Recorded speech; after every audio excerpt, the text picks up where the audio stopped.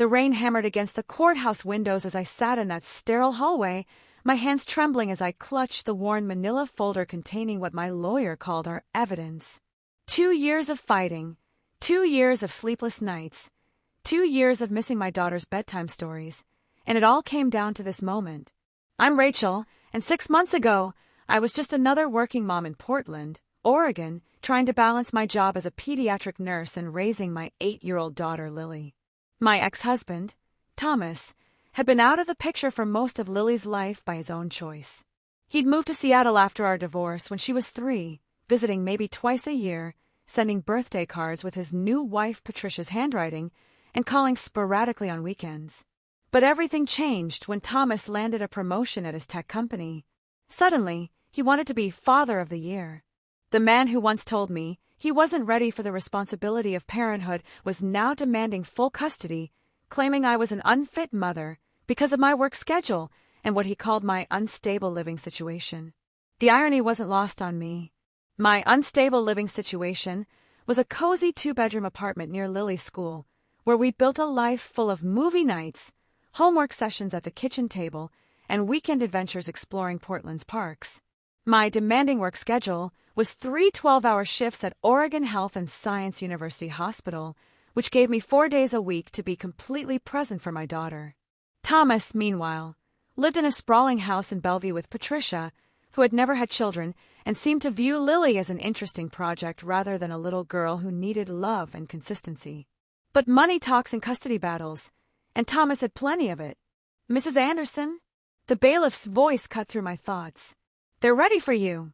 I stood on unsteady legs, smoothing down the navy blue dress I'd bought specifically for this hearing professional but approachable my lawyer had advised. As I walked into that courtroom, the weight of the moment hit me like a physical force. This wasn't just a legal proceeding. This was a fight for my daughter's future, for the bond we'd spent 8 years building. Judge Martinez looked tired, like she'd seen too many broken families parade through her courtroom. Thomas sat at the opposing table with his expensive attorney, Mr. Williamson, looking confident in his tailored suit. Patricia was there too, her manicured hand resting on Thomas's shoulder in a show of solidarity that made my stomach turn. My lawyer, Jennifer Lopez, and yes, she'd heard all the jokes, was brilliant but overworked, handling custody cases for parents who couldn't afford the legal eagles that money could buy. She believed in our case, but I could see the worry in her eyes. We both knew we were David facing Goliath, and we weren't sure we had enough stones.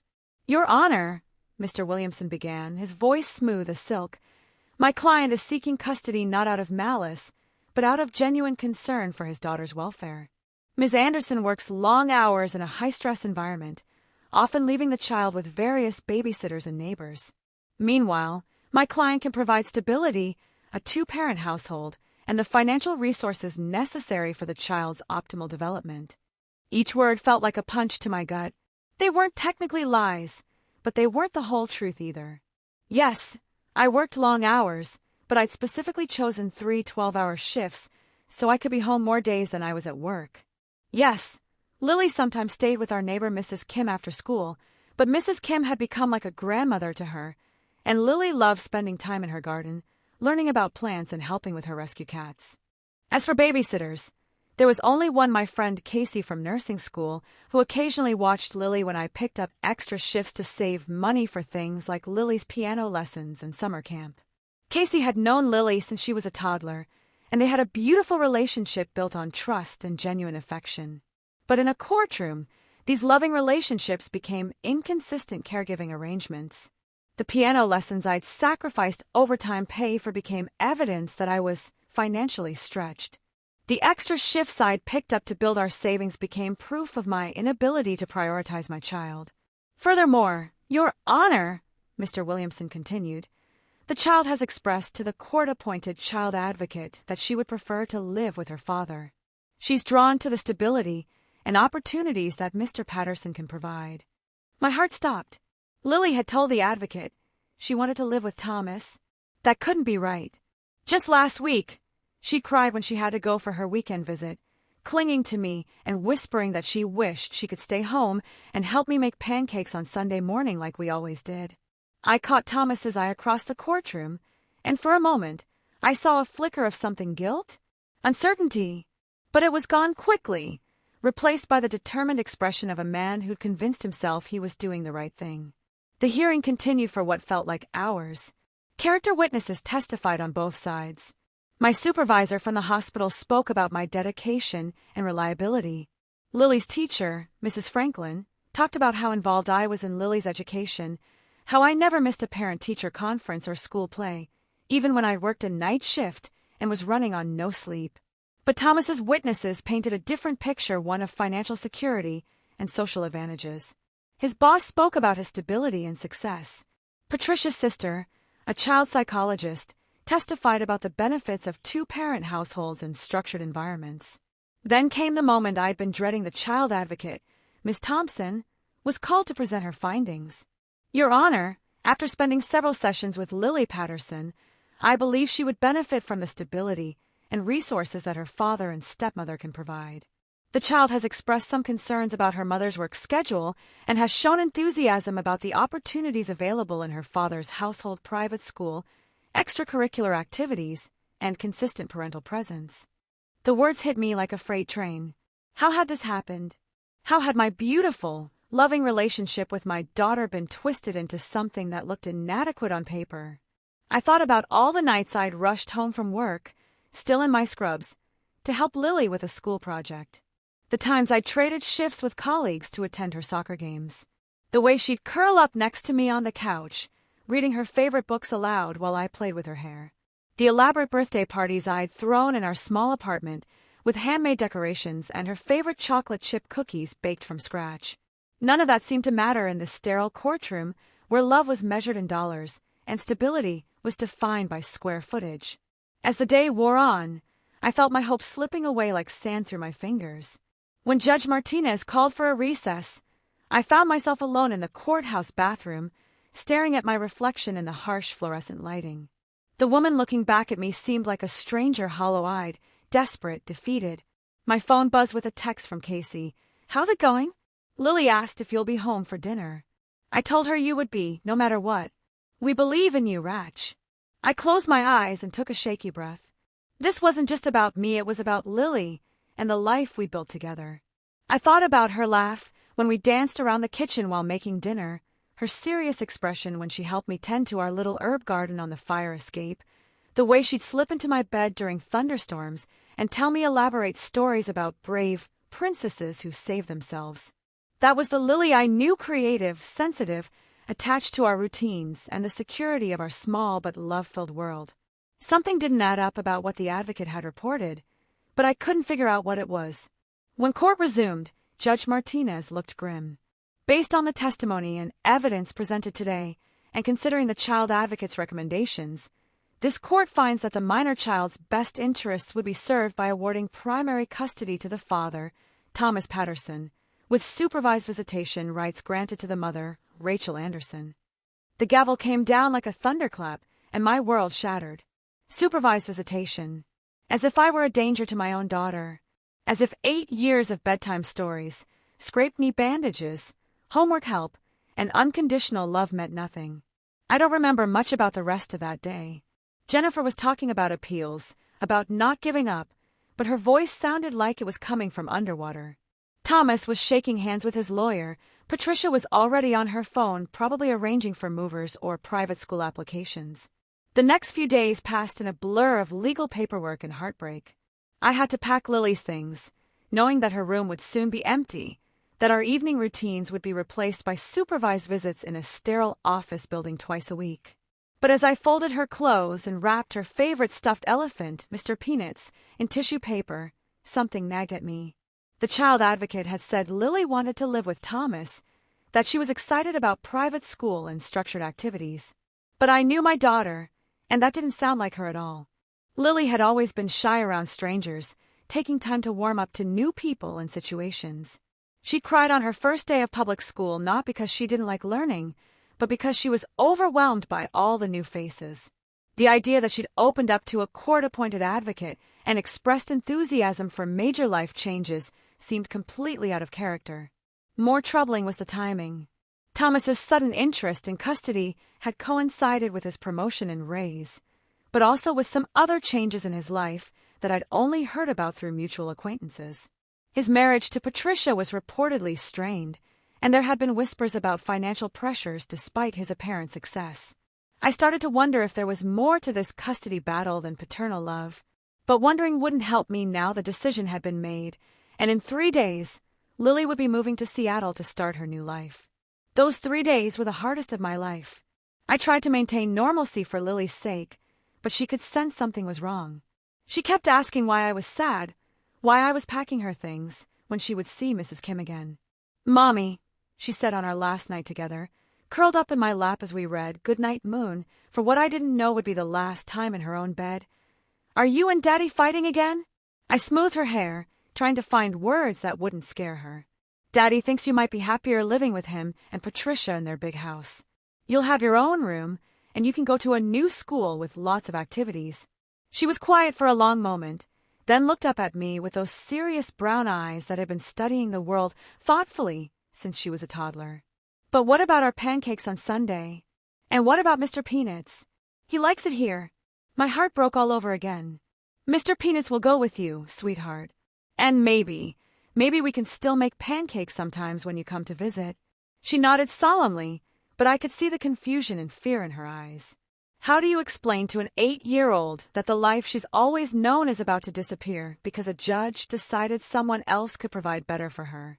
That night, after Lily finally fell asleep, I sat in my kitchen staring at our little calendar on the refrigerator, the one covered with her artwork and reminders about school events I'd never attend, activities I'd no longer help her prepare for. In less than 72 hours, my role would change from full-time mother to supervised visitor. But as I sat there in the darkness, surrounded by the remnants of the life Lily and I had built together, I made a promise to myself and to her. This wasn't over. Something about this whole situation felt wrong, and I was going to figure out what it was. I had 48 hours before the custody transfer, and I was going to use every minute of them to fight for my daughter, not in a courtroom this time, but in the way that mattered most, by being the mother she needed, even if the system said I wasn't enough. The morning after the custody ruling, I woke up on my couch still wearing yesterday's clothes, my laptop open to appeals court procedures I'd been researching until 3 a.m. Lily was still asleep in her room our last morning together in what had been our normal life. I made coffee with hands that still shook from exhaustion and disbelief, and that's when I noticed the voicemail light blinking on my phone. 3 messages. The first was from my sister in California, crying and offering to fly up immediately. The second was from Jennifer, my lawyer, with technical details about our next steps. The third message made me drop my mug. "Hi, Ms. Anderson. This is Mrs. Franklin, Lily's teacher. I hope I'm not overstepping, but I've been thinking about the hearing yesterday. There's something that's been bothering me, and I was wondering if we could talk. I'll be at school early today if you want to call me back." Mrs. Franklin had been Lily's 3rd-grade teacher, and she was the kind of educator every parent dreams of: patient, insightful, and genuinely invested in her students' well-being. She testified on my behalf at the hearing, speaking about my involvement in Lily's education and how well-adjusted Lily seemed at school. But something in her voice suggested she had more to say. I called her back immediately. "Rachel, thank you for calling," she said, her voice careful but concerned. "I've been teaching for 15 years, and I've seen a lot of custody situations. Something about yesterday doesn't sit right with me." My pulse quickened. "What do you mean?"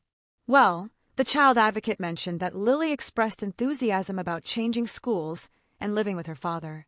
But that contradicts everything I've observed about Lily's personality and her attachment to her current environment."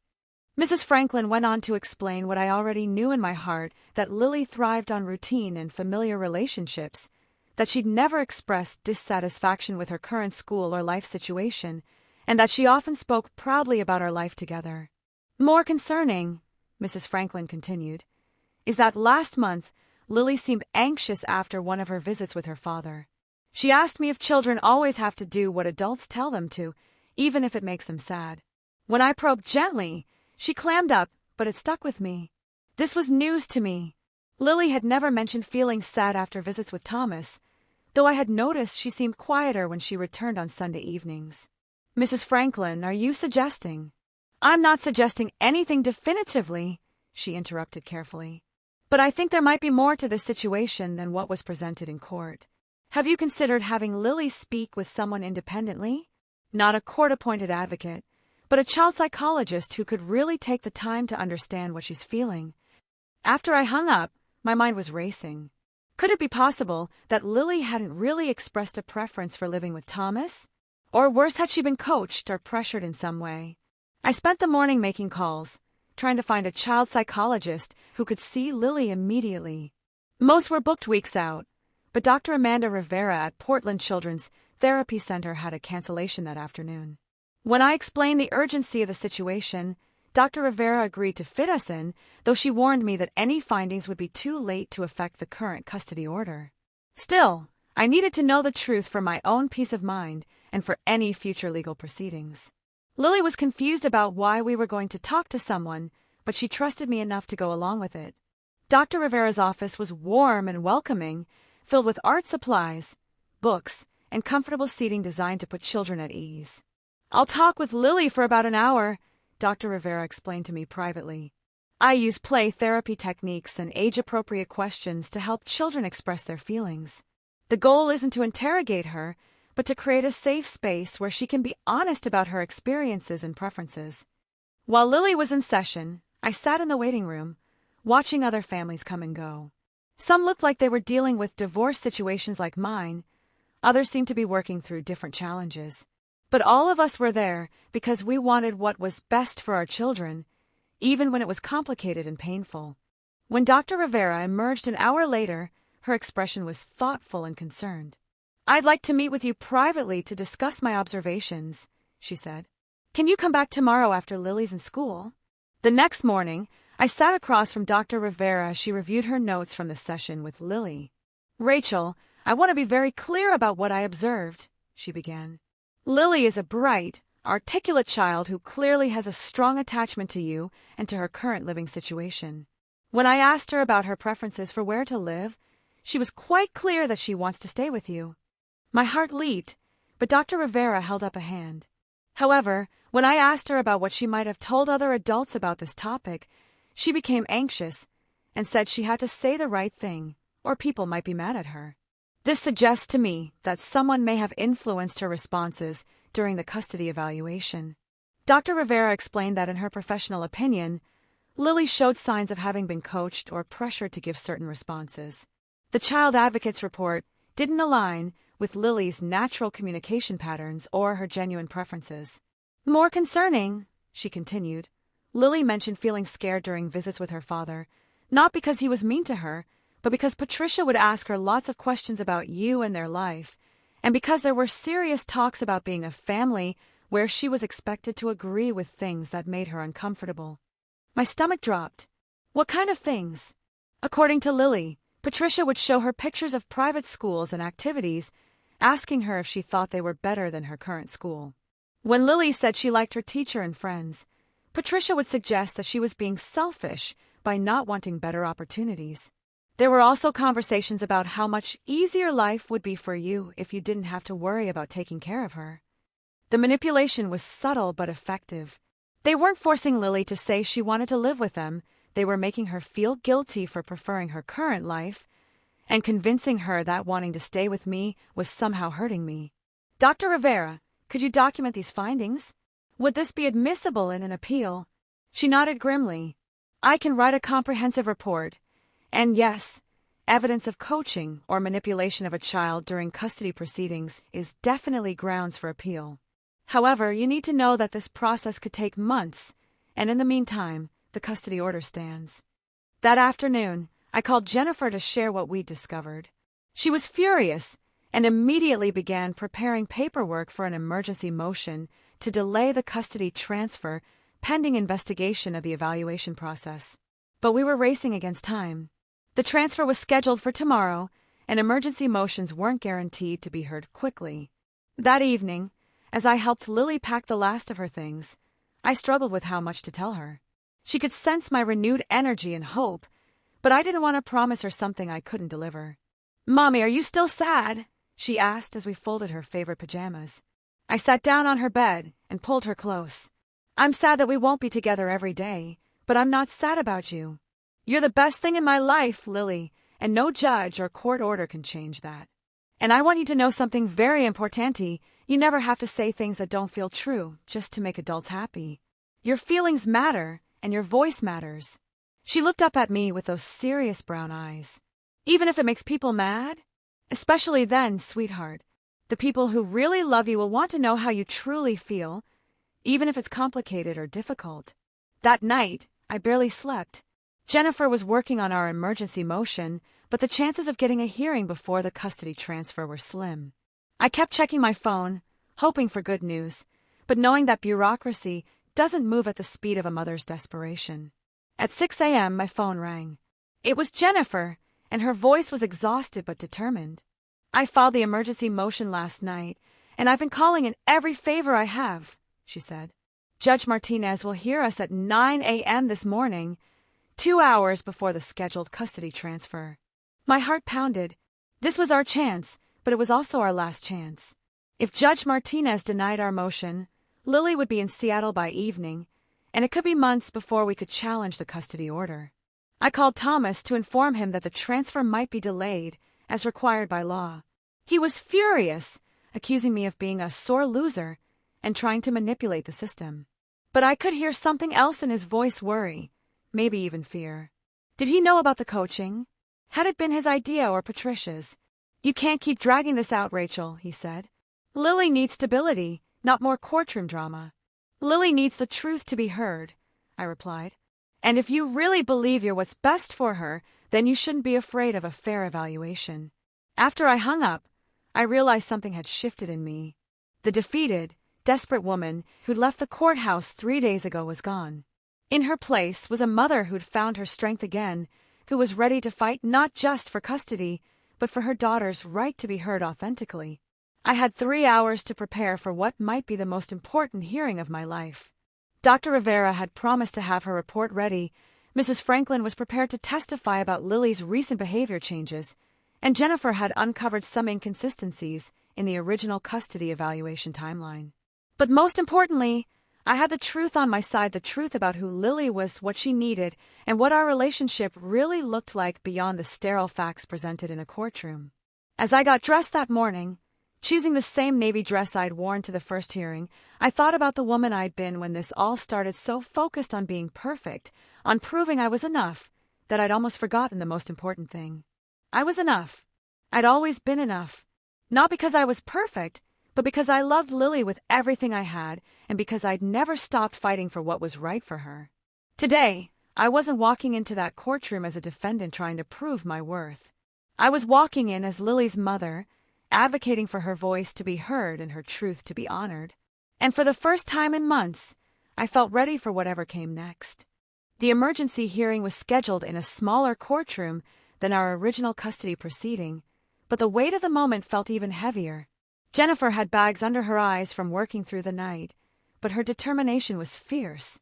She'd assembled our evidence like a master craftsman: Dr. Rivera's psychological evaluation, Mrs. Franklin's observations, and most crucially, a detailed timeline that raised serious questions about the original custody investigation. Thomas arrived with Mr. Williamson and Patricia, who looked less composed than she had during the first hearing. There was something in her demeanor, a tightness around her eyes, a way she avoided looking directly at anyone that suggested she knew this wasn't going to go as smoothly as before. Judge Martinez entered looking skeptical and slightly annoyed at having her morning schedule disrupted by what Thomas's lawyer was undoubtedly characterizing as a desperate stall tactic by a bitter ex-wife. "This better be good, counselor," Judge Martinez said to Jennifer. "Emergency motions to delay custody transfers are not granted lightly." Jennifer stood confidently. "Your Honor, we have compelling evidence that the child custody evaluation process was fundamentally flawed and that the minor child was subjected to psychological manipulation that compromised the integrity of her stated preferences." She began by presenting Dr. Rivera's findings. Dr. Rivera took the stand and explained her methodology, her observations about Lily's anxiety when discussing the evaluation process, and most damaging of all, Lily's own words about being told to say the right thing. "In my professional opinion," Dr. Rivera testified, "this child has been coached to provide responses that don't align with her genuine preferences or emotional needs. The techniques used were subtle but effective, creating guilt about her natural attachment to her primary caregiver and suggesting that expressing her true feelings would cause harm to the people she loves.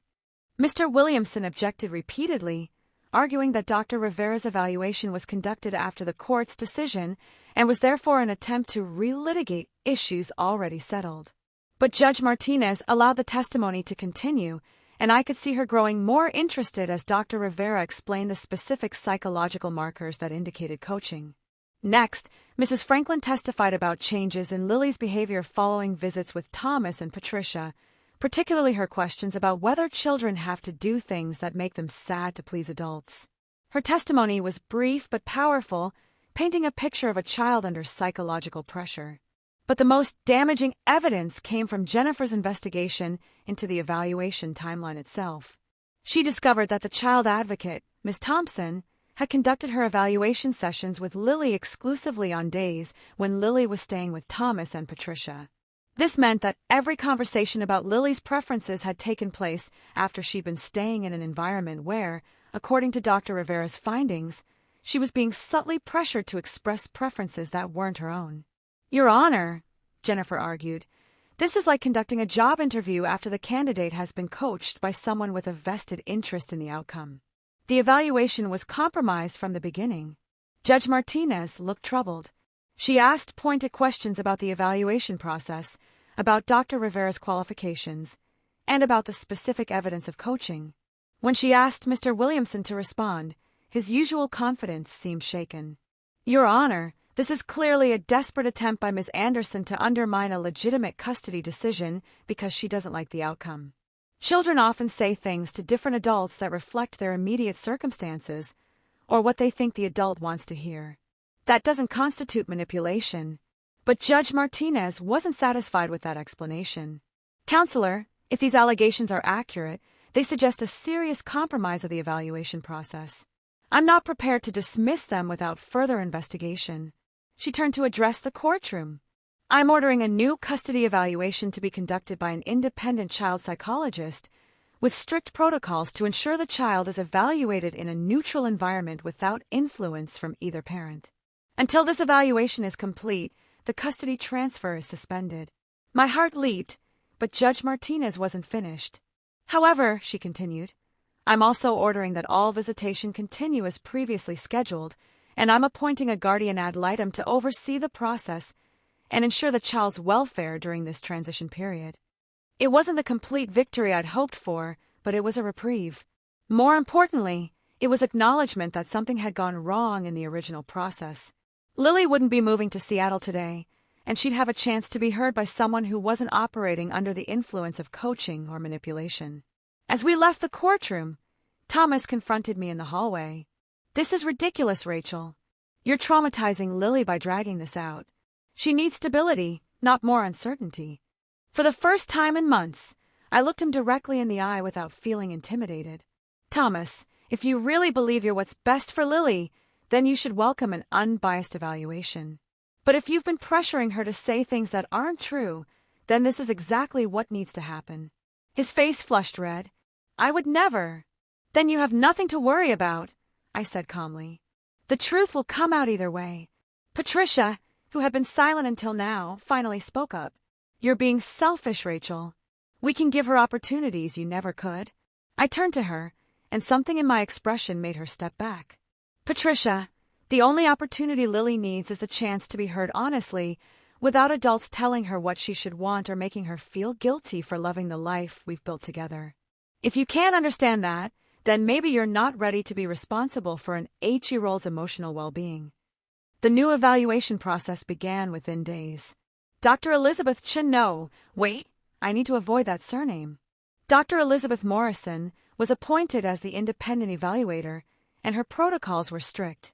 Lily would be interviewed in her office, with no parental contact for 24 hours before each session. She would spend equal time at both households, but wouldn't be questioned about her preferences by anyone except Dr. Morrison. Most importantly, Dr. Morrison would be looking specifically for signs of coaching or manipulation. During this waiting period, I focused on being the mother I'd always been present, loving, and consistent. I didn't ask Lily about the evaluation or try to influence her responses. Instead, we fell back into our comfortable routines: weekend pancakes, bedtime stories, help with homework, and long talks about everything except the custody battle. But I could see the stress taking a toll on her. She was more clingy than usual, asking repeatedly if I would still be there when she woke up, if our apartment was still going to be her home. The uncertainty was hard on both of us, but I knew it was necessary. 3 weeks into the evaluation process, Dr. Morrison requested a meeting with all the adults involved. She completed her assessment and was ready to present her findings to the court. The meeting was held in her office, with Judge Martinez participating via video conference. Thomas, Patricia, their lawyer, Jennifer, and I all crowded into the space, tension thick in the air. Dr. Morrison was clinical but clear in her presentation. After extensive evaluation, including play therapy sessions, psychological assessments, and careful observation of the child's responses to various scenarios, I have several findings to present. She started with the most crucial finding. Lily Patterson Anderson shows clear signs of having been coached or pressured regarding her living preferences. When asked direct questions about custody, she initially gave responses that appeared rehearsed and caused her visible anxiety. However, when allowed to express herself through play therapy and indirect questioning, her true preferences became clear. My heart was pounding as she continued. This child has a strong, healthy attachment to her mother and to her current living situation. She expressed genuine distress at the idea of changing schools, leaving her neighborhood friends, and being separated from the caregivers who have been consistent in her life. Most significantly, she demonstrated anxiety and fear about disappointing adults by telling them what she really thinks. Dr. Morrison turned to address Thomas and Patricia directly. I also found evidence that the child has been subjected to subtle but persistent messaging that her preferences are selfish, that expressing attachment to her current life is harmful to her mother, and that good children are grateful for opportunities even when those opportunities aren't what they want. Patricia's face went pale, and Thomas looked like he might be sick. "Are you saying my client deliberately coached the child?" Mr. Williamson asked. "I'm saying that whether deliberate or not, this child has been psychologically manipulated to suppress her authentic preferences. The techniques used were sophisticated enough to suggest they were planned rather than accidental." Judge Martinez's voice came through the computer speaker, firm and clear.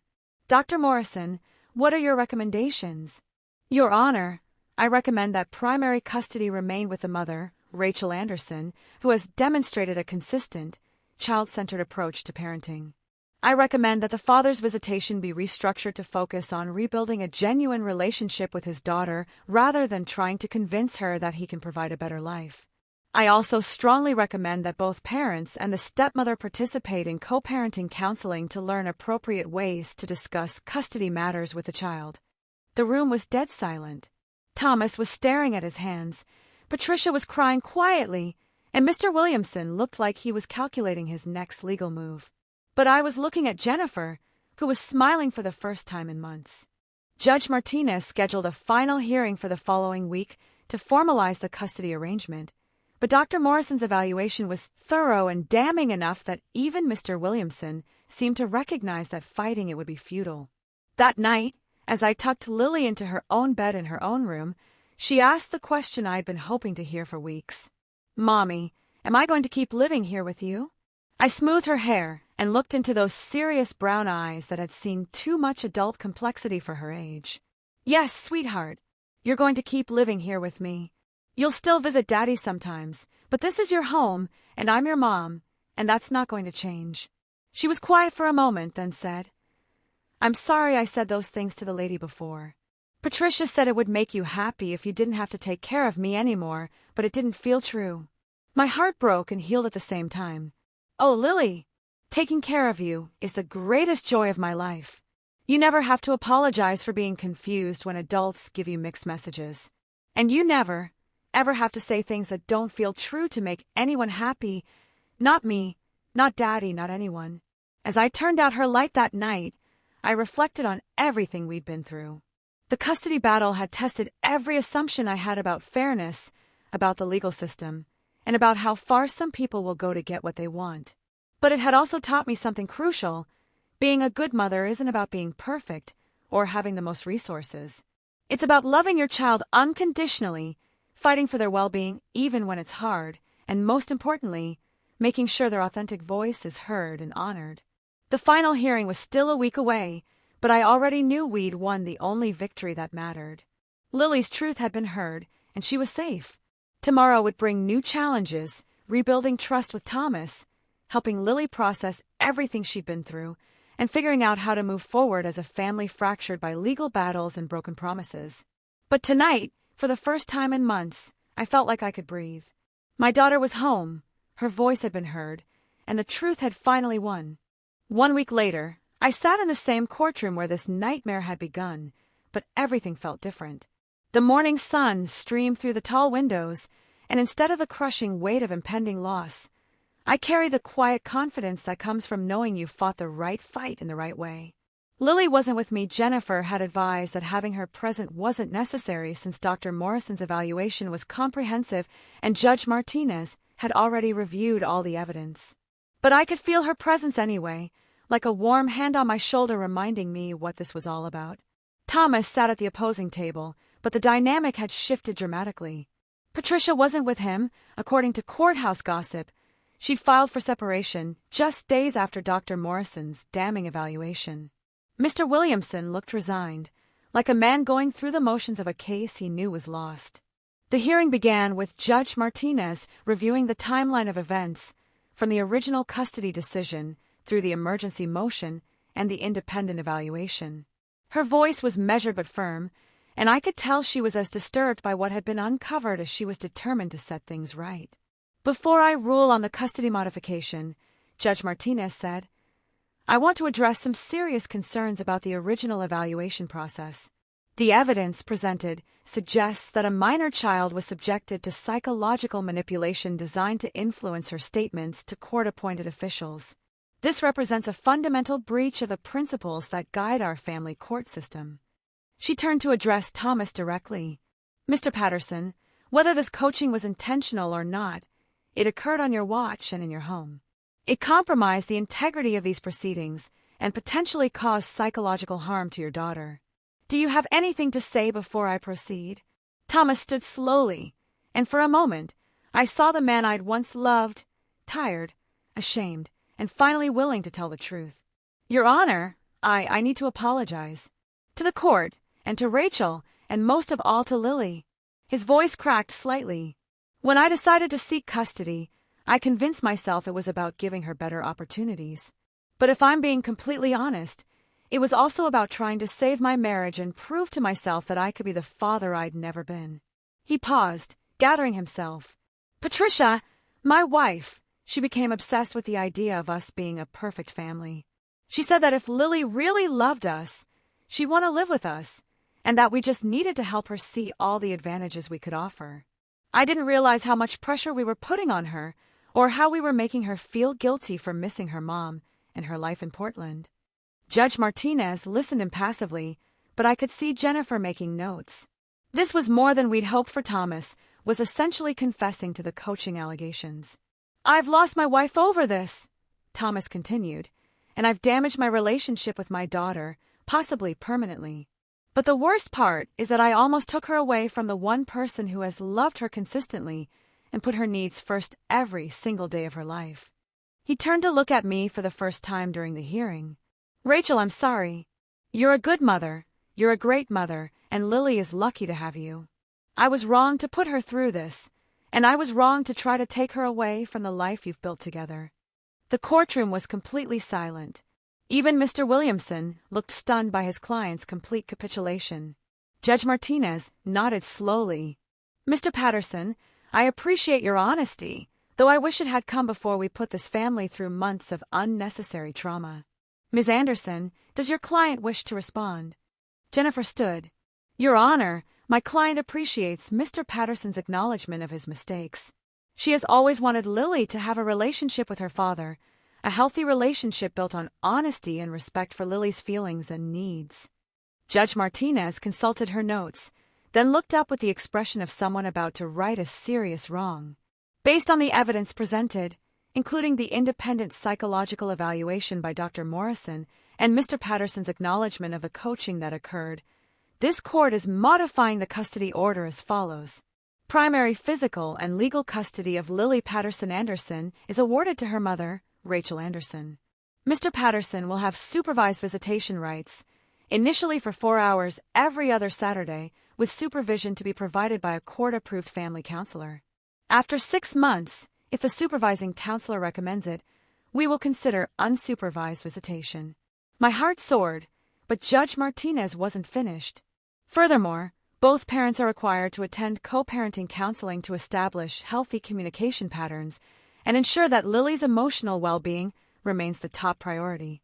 Mr. Patterson, you are specifically required to complete a program on child development and psychological manipulation prevention.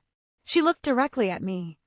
Ms. Anderson, while this court recognizes that you have been the victim of a flawed process, I want to emphasize that Lily benefits from having a relationship with her father when that relationship is healthy and appropriate.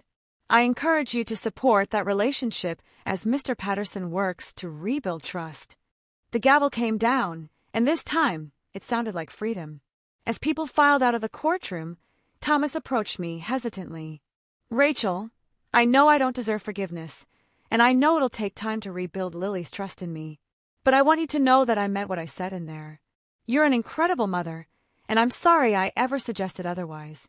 I studied his face, looking for signs of manipulation or ulterior motives, but all I saw was genuine remorse and shame. Thomas, I never wanted to keep Lily from you. I just wanted her to be safe and happy and heard. If you can focus on building a real relationship with her, one where she doesn't have to pretend to be someone she's not, then we can work together as her parents. He nodded, tears in his eyes. That's all I want now. To know her for who she really is, not who I thought she should be. Later that afternoon, I picked Lily up from school, just like I had hundreds of times before. But today felt differente, like we were starting fresh, like the shadow that had hung over our lives for months had finally lifted. Mommy, she said as we walked hand in hand toward our car, Mrs. Franklin said you came to court again today. Is everything okay now? I stopped walking and knelt down to her level, there on the sidewalk outside her school. Everything is okay now, sweetheart. You get to stay here with me, in our apartment, going to your school with Mrs. Franklin and your friends. And you'll still see Daddy sometimes, but things will be different now. Better. She thought about this for a moment. Will I still have to say things that don't feel true? Never again, I promised her. From now on, the only thing anyone wants to hear from you is exactly what you think and feel. Your truth is the most important thing, and anyone who really loves you will want to know what that is. That evening, as we made dinner together in our tiny kitchen, Lily standing on her step stool to help stir the sauce while telling me about her day at school, I reflected on everything we'd been through.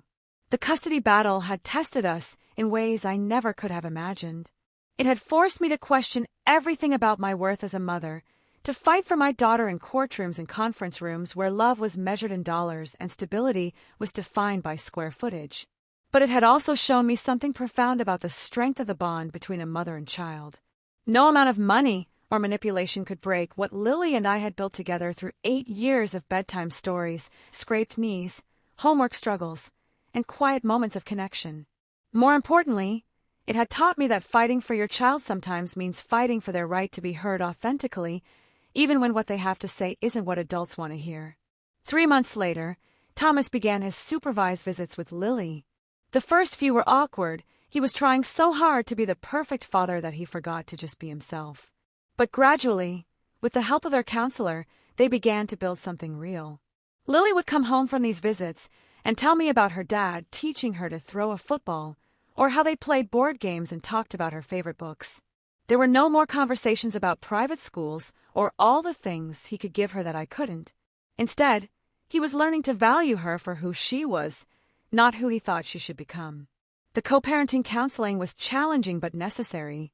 Thomas and I had to learn to communicate about Lily's needs without the undercurrent of competition that had poisoned our previous interactions. We had to establish boundaries that protected Lily from adult conflicts while still allowing her to have relationships with both of us. 6 months after the final custody hearing, Dr. Morrison recommended that Thomas be allowed unsupervised visits, starting with a few hours and gradually building up to full weekends. Lily was excited about this development, not because she preferred being with her dad, but because the visits had become something she genuinely enjoyed rather than endured. "Daddy's different now," she told me one evening after a particularly good visit. "He asks me what I want to do instead of telling me what we're going to do. And he doesn't ask me questions about you anymore." The healing process wasn't just about Thomas rebuilding his relationship with Lily. It was also about me learning to trust again. Trust that the system could work when truth was allowed to surface. Trust that people could change when confronted with the consequences of their actions. And trust in my own instincts as a mother. A year after our final custody hearing, I ran into Miss Thompson, the original child advocate at the grocery store. She approached me hesitantly, clearly uncomfortable. "Ms. Anderson, I want you to know that what happened with Lily's case led to significant changes in our evaluation protocols. We now require that children be interviewed in neutral settings, with strict guidelines about environmental influences. Your case helped protect other children from going through what Lily experienced." I thanked her for telling me, though part of me wished those protocols had been in place when we needed them. But I realized that sometimes the fights we fight don't just change our own lives, they create ripples that protect other families facing similar challenges. Today, Lily is thriving. She's confident, articulate, and most importantly, she knows that her voice matters and that the adults in her life want to hear her truth, even when it's complicated or inconvenient. She has a good relationship with her father now, one built on genuine affection and mutual respect rather than manipulation or guilt.